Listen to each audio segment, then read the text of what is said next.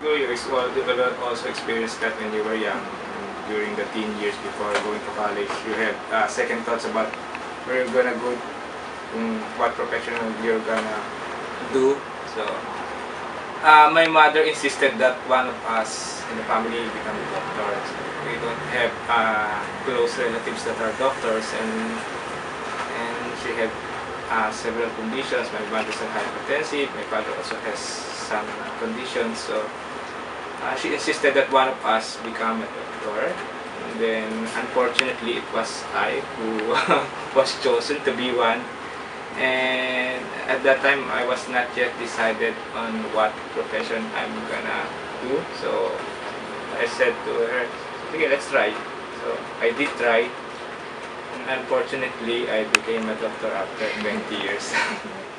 No, I was actually thinking, my parents were engaged in a business, so it's a school type business. They run a vocational school. If you're familiar with the vocational school, more technical schools which are involved in teaching children or teaching people how to in fixing radio, TVs, and then we also have vulcanizing courses. It's a vocational course, more like TESDA nowadays. It's more a vocational course. It's a 1 or 2 year course. Sometimes it's a 6 month course. I was thinking when I was young, after my parents are through with their profession, I was thinking I'm gonna teach there in Laksana. And unfortunately, it's a very competitive world. So during in the 80s and the 90s, that's when the computer schools started turning up. There's also the TESDA, so there are more competition. So you can really business. Sorry, is this your first choice when you were in college? Pre-medical course was BS Biology. So when you enroll in this biology course, usually your options afterwards are limited. It's either you go to med school or you teach. Or sometimes some of them will be med reps, medical representatives, or in the pharmacy or in science-related courses. Or sometimes in research. So actually when I enrolled in college, my mind was already set that I'm gonna go to medicine. So yes, to answer your question, simply it's yes.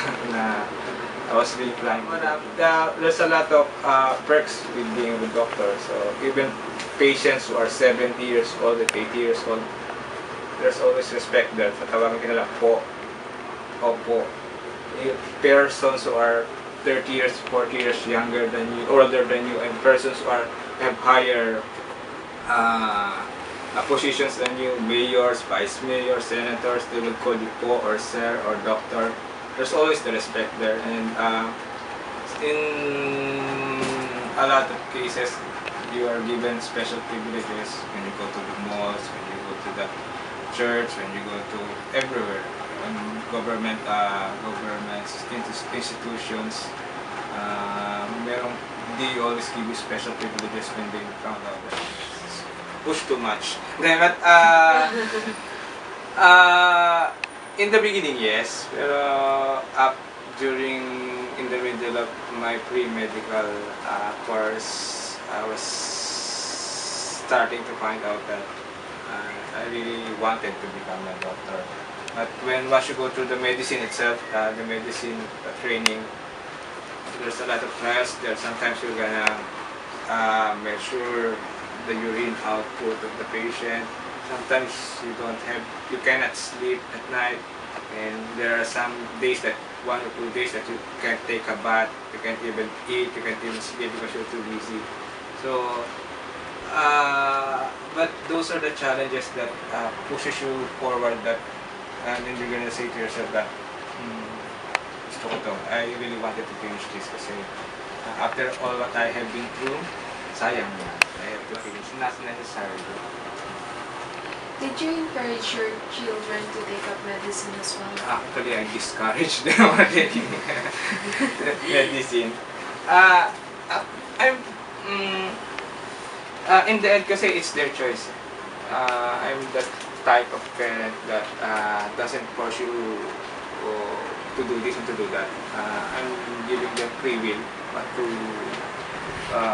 cause they wanted. Uh, uh, ang problem lang, my problem with medicine is you have to have discipline, you have to have sacrifice, and not much intellect as long as you have perseverance.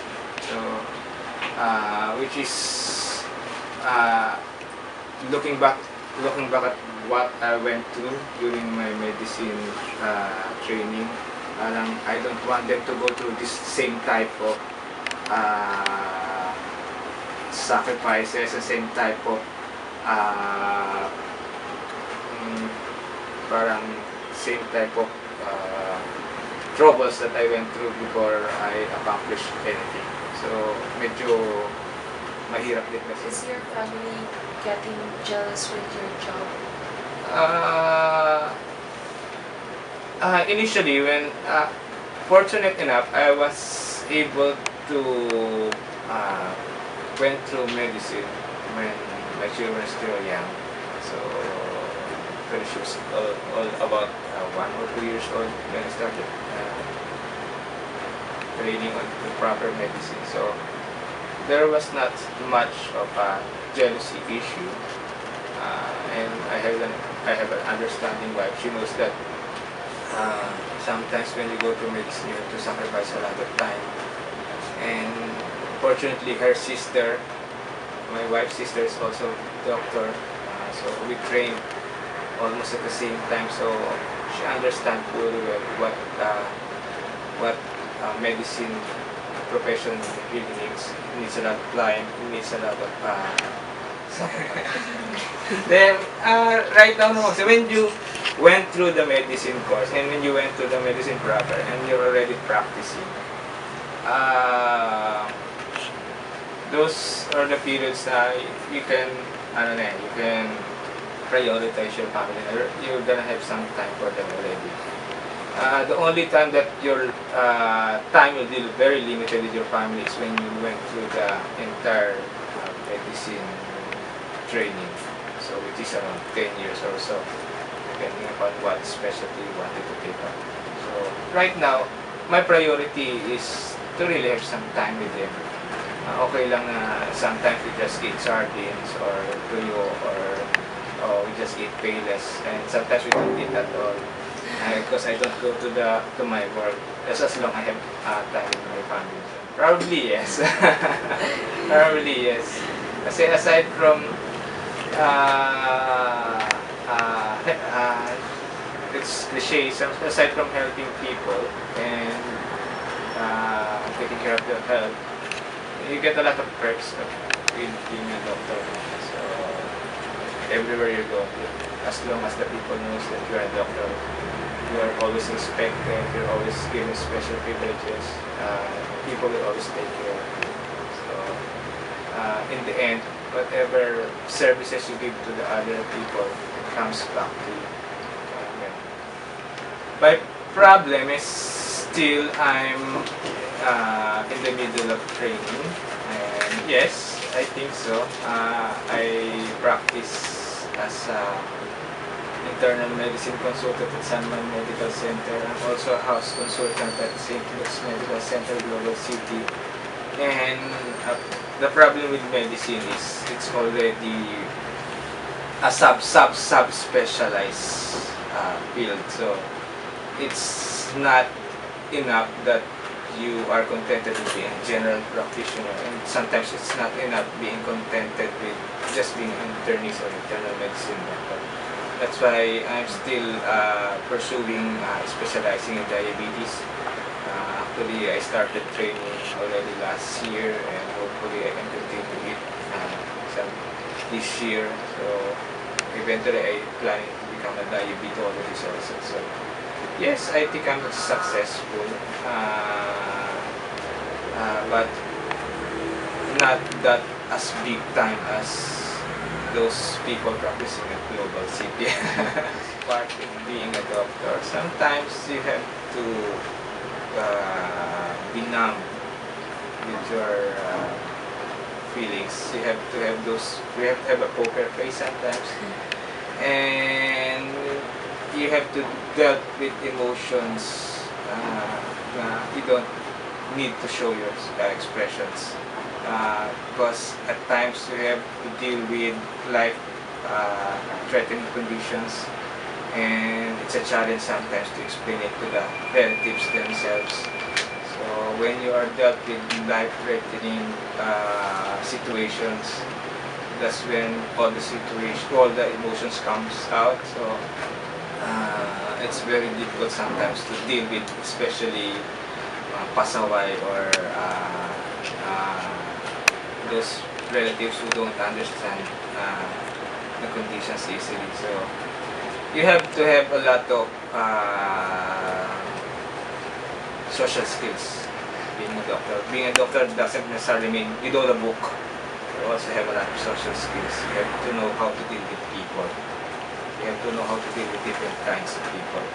And you have to know how to deal with people who are in stress. And you have to know how to deal with people who are faced with life-threatening. Actually, right now I involve myself in 3 different kinds of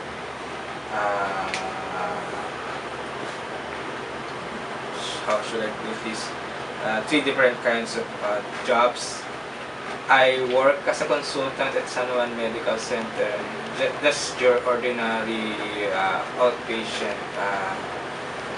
setup, wherein a patient will come in, you sit down, you tell all the problems, and then you assess the patient, you write the prescriptions, and then you tell him or her what's the problem, and then you advise him if she needs to follow up, then you give some medications if she or he needs some medications. That's the regular outpatient clinic. We call it outpatient clinic because those are patients who needs not to be admitted. They just come in, they consult, and then you let them know what are your prescriptions or what your advices to them. Then another job that I'm handling right now is a health center type of consultations. Are you familiar with health centers? Charity work. There are some patients with line as long as in SM Cinemas. Some of them would didn't even bother to take a bath. Some of them would even take a bother to dress up. They just consult you because they know it's free. So sometimes they would line up so long, and we're gonna give them free medicines, free consultations, free vaccinations, free everything. And the third job that I'm handling right now is what we call a house consultant, or to put it simply, a house staff, wherein you have to go into a hospital duty 12 to 24 hours a day, wherein you're gonna make rounds each room.